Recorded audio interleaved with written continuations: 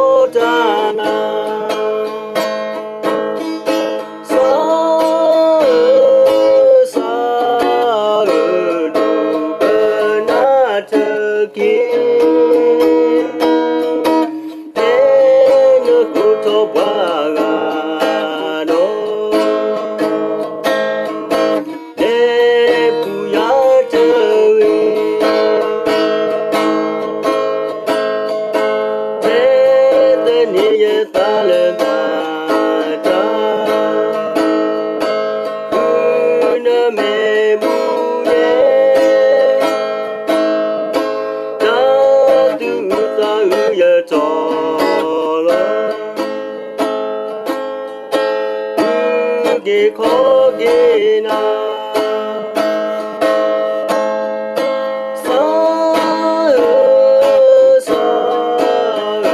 đủ cơn na chờ kia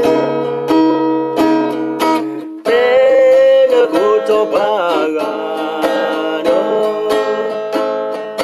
thế phụ ya chờ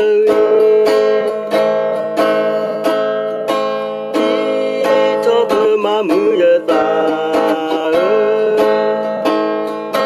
kaya elata lo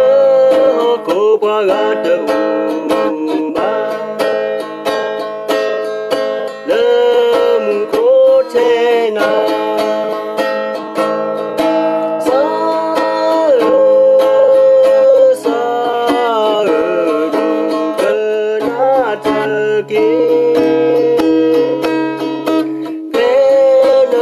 cho qua gà